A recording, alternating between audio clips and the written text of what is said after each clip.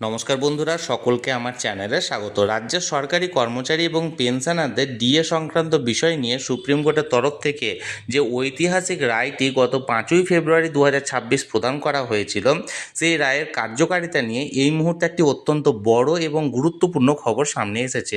খবরটি কী বিষয়ক এবং কি বলা হয়েছে এবং কতটা গুরুত্বপূর্ণ, সকল কিছু নিয়ে আজকের ভিডিওতে বিস্তারিতভাবে আলোচনা করব। ভিডিওটি অত্যন্ত গুরুত্বপূর্ণ, তাই প্রথম থেকে শেষ পর্যন্ত অবশ্যই ধৈর্য সহকারে দেখবেন এবং ভালো লেগে থাকলে অবশ্যই একটি লাইক করবেন এবং সকলের সঙ্গে শেয়ার করবেন। আর সেই সাথে এই চ্যানেলে যদি প্রথমবার হয়ে থাকেন, এই রকমের ইনফরমেটিভ ভিডিও আরও দেখার জন্য যারা এখনও পর্যন্ত চ্যানেলটিকে সাবস্ক্রাইব করেননি, তারা অবশ্যই চ্যানেলটিকে সাবস্ক্রাইব করে নিতে ভুলবেন না।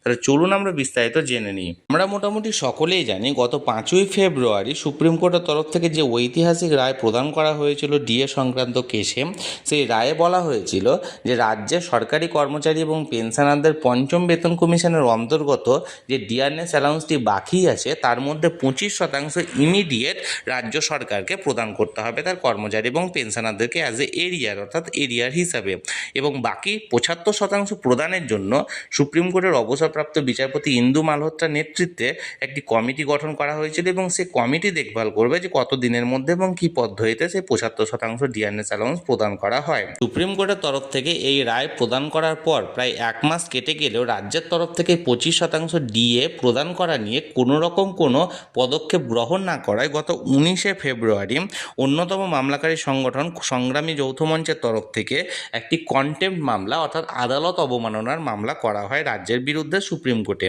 এবার সেই মামলা নিয়ে এই মুহূর্তে একটি বড় খবর সামনে এসেছে। দেখুন, আমি সরাসরি সুপ্রিম কোর্টের ওয়েবসাইটে এখানে আছি, এখানে ডায়েরি নাম্বার পাওয়া গেছে, অর্থাৎ এই মামলাটি এনলিস্টেড হয়েছে। এখানে ডায়েরি নাম্বারে দেখুন 1103/2026 সংগ্রামী যৌথ মঞ্চ versus the state of West Bengal.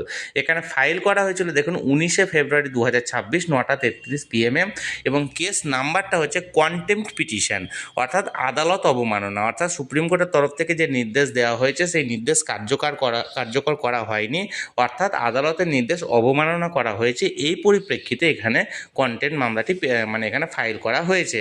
এবং এই কন্টেম্প্ট মামলার পিটিশনার দেখুন সংগ্রামী যৌথ মঞ্চ এবং রেসপন্ডেন্ট হচ্ছে the state of West Bengal. এবার ব্যাপারটি হচ্ছে এখনও পর্যন্ত স্ট্যাটাসটি পেন্ডিং দেখাচ্ছে, তার কারণ এখনও পর্যন্ত হিয়ারিং বা শুনানি এখনও শুরু হয়নি। এই কন্টেম্প্ট মামলা সংক্রান্ত কোনো খবর বা 25% ডিআরএস অ্যালাউন্সের এরিয়া সংক্রান্ত কোনো খবর আসা মাত্র তৎক্ষণাৎ সেটা আমি ভিডিওর মাধ্যমে শেয়ার করে দেবো। তাই যারা যারা এখনও পর্যন্ত চ্যানেলটির সঙ্গে যুক্ত নেই, অবশ্যই চ্যানেলটিকে সাবস্ক্রাইব করে চ্যানেলটির সঙ্গে যুক্ত হয়ে যান। আর এই ভিডিওটি ভালো লেগে থাকলে অবশ্যই একটি লাইক করুন এবং সকলের সঙ্গে শেয়ার করুন। আর সেই সাথে অবশ্যই চ্যানেলটিকে সাবস্ক্রাইব করে রাখুন। ধন্যবাদ, দেখা হচ্ছে পরের ভিডিওতে।